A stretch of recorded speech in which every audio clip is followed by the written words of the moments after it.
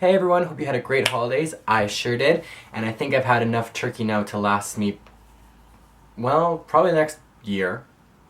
No, until next Christmas. I think for this week's video what I'm going to talk about is my sheer luck when it comes to airports and flights. Now obviously if you want to travel anywhere in this world, especially where I live, you're going to have to fly because you can't drive to London because, as of right now, I don't think cars can go underwater, but I'm sure someone somewhere, hopefully, is thinking of that. And for me, I'm terrified of heights. So the thought of being 34,000 feet above the air in a plane for hours upon hours end is torture. I remember my first flight, it was back in 2007. It was only an hour long and it was from Vancouver to Calgary. I don't remember too much of it because I'm pretty sure I've repressed that back into my memories as far back as it will go.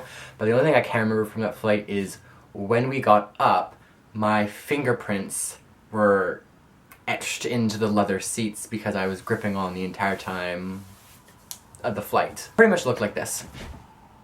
And the following year I decided to do a school trip all the way to the UK, and here's someone who hates flying who just went from an hour now is going to go to a 9.5-hour flight from Vancouver to London Heathrow.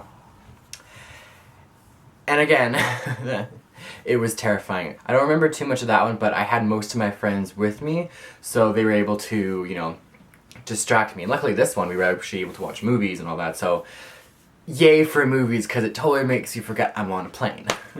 Now with those flights, those were fine, dandy, and pretty much uneventful and boring.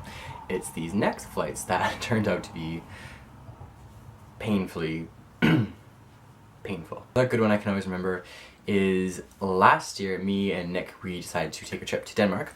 That's where my dad's side of the family is from, so I thought, good to learn about the culture and everything, so let's fly out there. Now, normally before I go on vacation, I always get sick or my teeth start acting up. And before I went to Lisbon, I had strep throat. The day before the actual flight to Denmark, I ended up getting a tooth infection. And I told Nick this, and Nick, they prescribed me something at the doctor's office, but I ended up, Nick getting me some Tylenol T3s, thinking that that was going to magically work. So on our way down to the airport, I had taken one in the morning, and that didn't do anything. So I was like, okay, we'll need to do something else. So we went to McDonald's and we were having breakfast. So I took the second one and still nothing. But Nick had told me, only take two. Take two, no more. But it wasn't working. So I had the genius idea of, when I got to the airport, was to actually take the third one, because they only gave me three, that's three. Yeah, that probably wasn't the best idea. I mean, we were probably about an hour into the flight when I started having some pains here. It really started to hurt, and all I could think of was, crap, I'm having a heart attack in the middle of a plane. Looked to Nick and I was like, Nick, I'm having a heart attack, like I'm legitimately, like, somebody's helping me. And all he could do was, that's great news, Cody. Thanks for being the best friend ever, if I ever die, you're getting written out of that damn will. So as soon as he said that though, it went from a pain here to in the gut. And then I realized, oh, it's not actually a heart attack. It's my body saying, you idiot, you took too many T3s, get to the bathroom and take them out. Luckily when I book flights, I usually book towards the end of a plane. I don't know why. I think it's because I don't like people behind me kicking me. Now luckily I was in the back, because by the time I got up and into the bathroom, I puked. And the worst thing about puking on a plane in the toilet is that because the toilet doesn't actually use any running water, so when you flush it, it stays like a painting, like a disgusting Roman mosaic tile. Here I am in the bathroom, puking my guts out, realizing, well, this isn't gonna go down.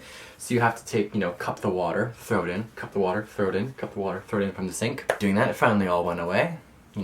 Rinse your mouth, get out, sit back towards Nick, and Nick just looks at me and says, see, I told you it wasn't a heart attack. Good thing, or else I would have been dead. And tried to act like nothing had happened, even though I'm pretty sure everyone on the plane heard what was going down in there.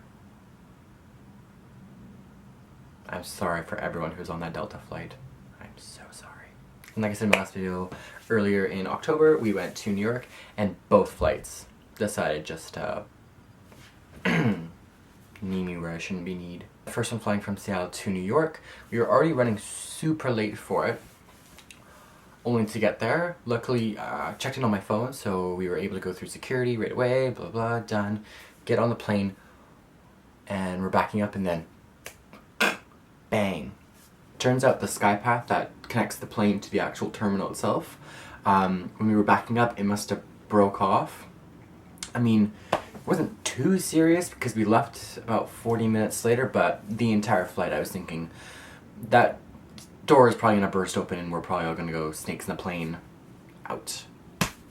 Which isn't the best feeling. And when I came back from flying back from New York all the way to Seattle, luckily that went a little bit smoother. Actually, no, it went worse actually. Yeah, worse. So basically what happened was, again, we're running super late, narrowly catch the bus thing, narrowly catch that, get driven to the actual airport itself, realizing we have like 5 minutes to get there. And luckily, you know, I checked in with my phone again. Security may have been like 3 minutes at the most. Get to our gate, standing in line, going, we made it, we're good. Only to find out the backup battery for the air conditioning had somehow died. Again, it's 35 degrees out and we already have the main one, so why do we need a backup one? You know, I don't need to breathe fresh air, I can just breathe someone's farts. If it just means I'm gonna get home sooner. Wow, I just said that. I might need to go to therapy. You've always seen on the movies when like people are waiting for their planes and then that person comes on saying, oh, it's gonna be 5 more minutes, 5 minutes. That's true. Thought that was a complete myth. I thought you could trust people, like the airline people, to give you accurate times. No, God, no. I think she told us it was gonna be 5-minute wait. An hour and a half worth of 5 minutes? She just told me it's gonna be an hour and a half because then I could have actually gone to Starbucks and got food. You know, and had lunch. But no. You put me on the edge of the seat for an hour and a half. Damn you. And yeah, after that wait, we were able to get on the plane and then get home, and somehow, even though we were late, we ended up catching a very good tailwind and making it home only like 25 minutes late. Which is good. Yeah, that's generally my luck with airplanes. I've had 18 flights to date and 18 screaming children. Usually either the seat in front of me or the seat behind me, and again, I'm pretty sure that's a standard option now when you fly, to have a screaming baby around you. Because you know your baby's gonna remember that trip to Prague when he's 20. If I have any kids, they're staying at home. That's your mom and dad for. They're babysitters. Use them. And the last thing to go with this little video, airport security. Normally I am very good and am able to get through right away.